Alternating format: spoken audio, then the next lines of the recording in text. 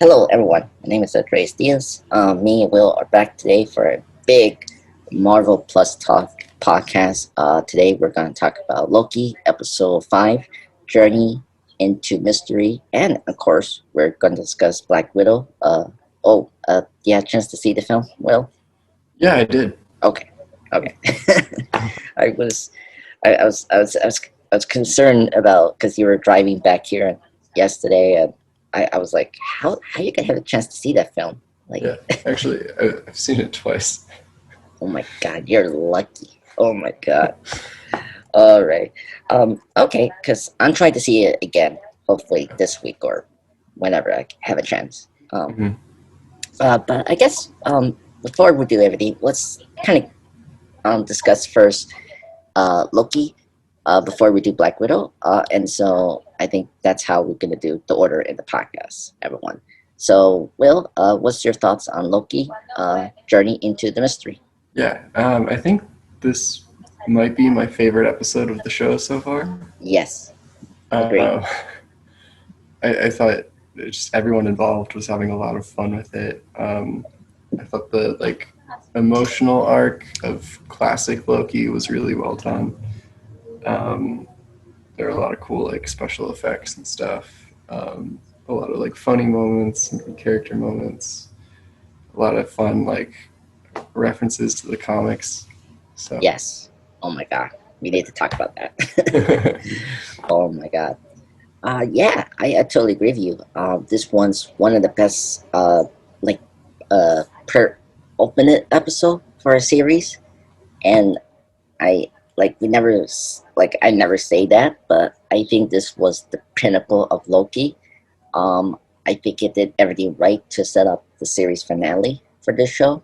mm, Um, by the way, the performances were amazing. And we'll get into the two uh, MVPs of this episode, and they're not they're not the characters we've been following, and they're like the new two characters we saw in this one episode, and that's incredible.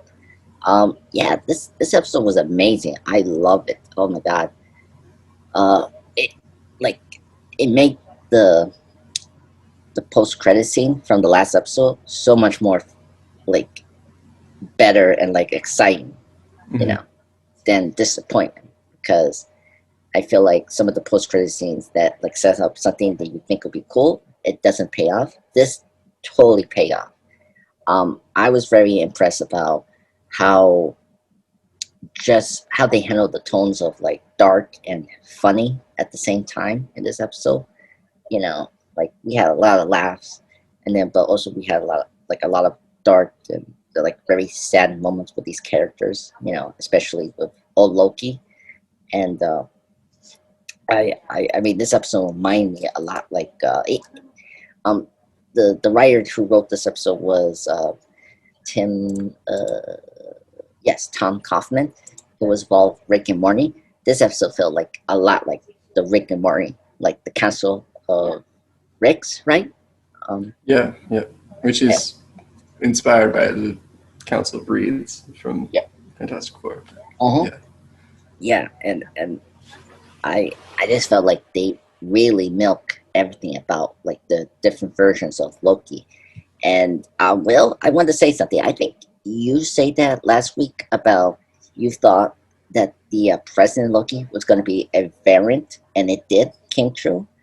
Um, I was wrong about um, the specific context of it because I thought it was going to be a variant of Loki that won in the Battle of New York, oh my God! Yes, you. Yes, yes. but they Okay. just didn't explain who he was, and he seemed to be president of the Lokis in the Void rather than being president of something. Oh my God. Yeah. Okay, so you were half white and half wrong. Yeah. Um. But I mean, But yeah, I knew it wasn't our Loki, I guess. no, no. I couldn't imagine our Loki to be the president. You know. Yeah, and I mean that's the thing. I will say that. Uh, I guess kind of talked about Loki. It was cool to see these different versions of Loki and like learning about their backgrounds. And honestly, the big two highlights from this episode was Classic Loki and uh, Alligator Loki. And what you thought about those two characters? As those were the ones that I think people resonate. And so, what you thought about those two characters in the episode, Will? I loved Alligator Loki. It's like just the right level of ridiculous. Um, I love that they kept like cutting to him for reaction shots whenever like people were laughing, Oh my god, just as though he was like just another Loki. Loki. Um, Or my favorite line with Morbius, he's saying like how he could be a Loki, and I like the classic Loki response. Well, he's green, like a lot of like us. I love that. That's the only thing. Yeah, that's the only thing to make him a Loki. um, oh my god, yes, you're right. Oh my god, Alligator Loki, it was fun. I love how he cut President Loki's hand, which, by the way, that was so gruesome. I never thought about that. Oh my god, like just like seeing Alligator Loki cutting or eating President Loki's hand, and then of course him screaming to his pain. Oh my god. And then I guess my favorite was Classic Loki. I mean, I thought Richard E. Grant was a phenomenal in this episode. I think he really brought in his end game, and I feel sad that he died, but like I love how he finally found his glorious purpose again, and it was a really cool how he like astral project Asgard, like that was his glorious purpose to go back and see Thor and like his whole like homeworld of Asgard, and like it was a really sad like story to hear, and like and just him trying to fulfill that again was such a great payoff for this episode. Like, Yeah. and just in 49 minutes, like one of the best character payoffs and development ever I see. Um, and it was cool to like see that how he like escaped from Thanos. Like that was a very cool background about this classic Loki. And I love his costume. I think it was very cool how we never made a joke about how he looked, and I was happy about that. Mm-hmm. And like we just accepted he was another Loki, and so which is good. And I like also that like I also love um, that we're very true of Loki. That, like they are still tricksters. I like how was it boastful Loki tricked all of them so he can be the ruler, and then he got betrayed by President Loki, and then And then everyone betrayed President Loki. yes, oh my god, and I think all of them were also other Lokis, because we see the beard Loki that we saw from episode 2, I think. I right like Yeah. like so like it was a cool like it was very cool to see all these Lokis are still the Loki we know, but like different attitude and personality. Mm-hmm. In the meantime, like while we got this all going on, we have Seeley interrogating the judge, Rainslayer, and like how they were trying to figure out where the timekeepers are, and I like how first off, just they didn't have much to do in this episode, but like it was cool to see Sylvie prune herself, and like she didn't know like if she was going to make it or not, and so like it's kind of funny how she took what Loki did, and so I guess my thing is like you think we're towards the end we see the castle in that like weird pocket dimension, like you think it is going to be Crane towards the end of the series? What do you think? It could be Kang. There's been like enough hints where I think it's possible, but I feel like thematically it should be like another Loki, right? Yeah, I was thinking about that today and yesterday. Like I thought it could be another version of Loki, you know? Yeah. Yeah. I just feel like it would be weird from like a storytelling perspective if they just brought in a completely new character Hmm. like for the last like sixth of the show, you know. Right. Um, or they're bringing in was it the creator of the timekeepers? Like he was the creator of the multiverse and like time itself. Hmm. I heard a lot of people have been saying that could be it instead of the timekeepers. But I'm hoping it's the Loki because it makes more sense throughout the series, and Hmm. so and it was interesting to see the judge trying to help the timekeepers. Like she doesn't know about the timekeepers at all, and like it was interesting. Like it was another interesting character development from this character, how she knows not like the truth. They're fake, but like it was interesting. Unlike the others, like Mobius and B-15, she wants to preserve the order and you know um, and disability of the time the TVA, and Hmm. like she's trying to rescue them from what Sylvie and Polly Loki are going to do. Like, was that interesting for you, Will? Like, for that character of the judge doing that? Like, I'm very curious. Yeah. Yeah. Um, I'm curious what her like end game is too. Yeah, um, it, it, it's very interesting. Oh, and when Sylvie got herself pruned, and then we see that creature that like eats everything that Yeah. Alioth Alan. We or got Moby. Eliath. Sorry, I Alliance. was I Yeah, was looking at it written down. Eliath. yeah. Um, We got Mobius. I was so happy he was back. I was so happy he survived. yeah, me too. Oh my god. Um, and one of the things that I actually really liked was that he felt guilty of the stuff he'd done previously Hmm. when he was talking to Sylvie in the car. And by the way, I love that the pizza car, is like a reference to the pizza car in the Pixar films, um, Yep. which is great. I love that. Um, yeah.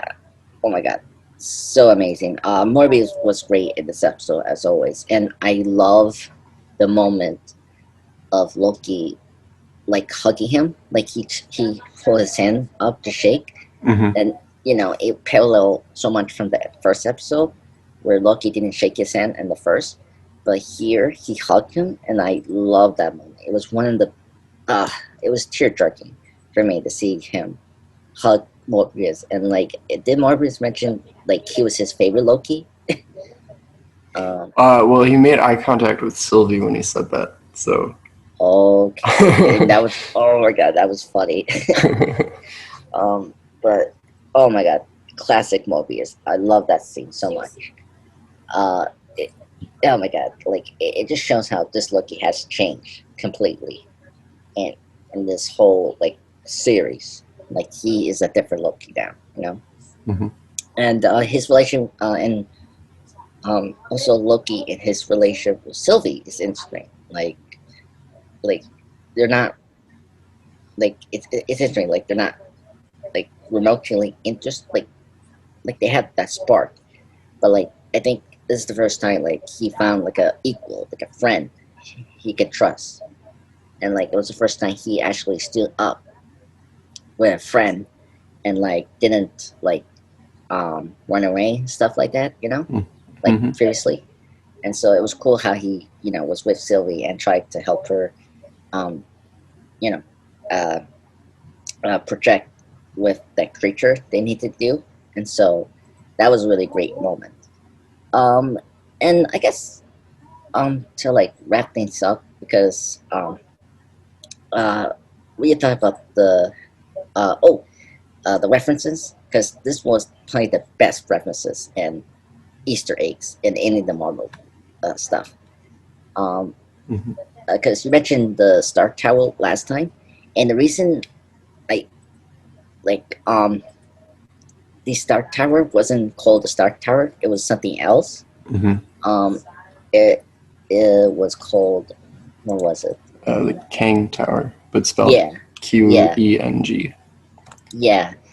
Um, and I think that's why you got confused because it didn't say Stark or either the Well, Avengers. the shot that we saw of it from last episode, it didn't say Kang on the side. Like you couldn't see a sign. It was just another building that Yeah, could possibly be Avengers Tower shaped. We yeah, got a clearer shot of it in this episode. yeah. It was called yeah, Queen or Qeng, something Kang. like It's King. pronounced like Kang the Conqueror because it's Mm, like run by him secretly. wow. Okay. Weird that they spelled it that way. Like Well, it was meant to be like he was like undercover. yeah. And yeah, and this is like a nod to the storyline that he did that. You Yeah. know, from a 2015 run. Um, but also another cool thing was the title of the episode, Journey into the Mystery. I love that they referenced the comic book series that Loki and Thor first appear. Hmm. This is probably my favorite episode titles in Loki ever. Um, and then we got Little Jacket's head being seen in the ground. That was very cool. And honestly, everyone's favorite Easter egg was the Thanos copper. I oh my, Yeah, that one made me really happy when I saw it. I know, I cannot believe they did it. I was so happy. I was, and oh my god, that was amazing. And oh my god, my favorite one was the Frog Thor. Hmm. That was my favorite one. And it was voiced by Chris Hemsworth, the Oh my, director said. oh my god, that was so funny. And I love how he's in a jar, and the Yeah. label like gave us his first appearance in the Hmm. comics. So that Yeah. was very cool. And we see like another version of the hammer as well Hmm. in the ground. That was my favorite, the scene, that actual frog Thor. And then it's funny how we got a Loki who's a aminal, like an alligator. So that's Hmm. funny. Oh my god. And both are green. Um, what else? We have another like Rexon reference, and it's wine. So we got that. My favorite one is Will. You know the drink that Kid Loki drink, Yeah. The High C. That and was. Mhm. which is the Ghostbuster tie-in for the cartoon. Yeah, the Ecto Cooler. Oh my god, I love that. I didn't notice that. Like at first, I was like, "Oh, he's drinking juice," and then when um, someone mentioned that that's actually like a limited drink, and I just love how they're using the multiverse and like picking up these old things that we don't have anymore. Mhm. It's very cool. And then there's another one that was actually interesting. I never knew this. You know this arcade thing, Plurbius. And this one is interesting because this is the old like arcade game from the 80s, Mhm. and this has this like weird conspiracy that allegedly back then it was an arcade game that hypnosis the players for sinister unknown purposes because it was like a government thing, like from the 80s. Like this game like hypnotize everyone, and then they become this like servant to these secret shady government. Like that was a cool Easter egg to put there, and apparently you see this for like The Simpsons and then some other show. And then what else that we got? Oh, what is it? Classic Loki declares everyone truly the gods of Outcast, which is a line that's from the 2019 Loki comic. Very cool. And yeah, I think what else? Let me see here. Was there any? Oh, and we got like the USS Eldridge ship. Mhm. that just literally dropped down to this area. Very interesting. Um, then what else? We also see like a quick shot of Ronin ship. I don't know if you saw that one. Yep. That was very cool. And this one, uh, there was a head that had two faces, and I didn't know it until I was doing research, and that was the Living Tribunal, Hmm. which is interesting. And well, trying to remind me that we got that mentioned in Doctor Strange, I or don't think we have. because it's interesting they're mentioning here. I Oh, yeah, it looks like they were mentioned in Doctor Strange. okay, because that was where like Oh, right, right. I'm looking at it now. Mordo's staff was the staff of the Living Tribunal. okay, that's weird. Is it like a what do you call it, like a mythical um, artifact that's from the Living Tribunal, or Yeah, like it had transferred part of its power into the staff. okay, okay, Yeah. because I remember that a long time ago, like everyone was complaining how like that wasn't the Living Tribunal, but I don't know. It was weird how they set up in Doctor Strange. Mm. And then other cool things. The helicarrier we saw in this episode. You, you know the word you were saying, Livian? I think Loki was using that. That strange fire sword thing he was using to Mm. distract the creature. That was the one I think you were saying before the creature's name. Oh, yeah. Elias. Yeah, that was the one that Loki was using. Uh, and I think that's it. That's all the references we got. Was there anything else that we missed? Um, I know people saw. Well, you mentioned the yellow jacket helmet. Yeah. Um, I think there was a helicarrier in the background at one point. Yeah, mentioned that one. Yeah. I think there were other ones like I saw Red Skull like escape pod. Oh, okay. I didn't see Uh, that one. yeah, it was like because it reminded me of the Hobbit or like the Lord of the Rings. Like everyone was walking in a field, Mm-hmm. like I like there was so much they had. Like there's one Easter egg that I didn't mention yet was the UFO that was like laying in the ground. Mm-hmm. Like that was weird, but like hey, conspiracy, right? Um, I guess well we're we're almost done with the series, which is crazy. Um, Yeah. so anything else you want to say before we talk about Black Widow? No, I'm ready to talk about Black Widow, I guess. All right, let's go.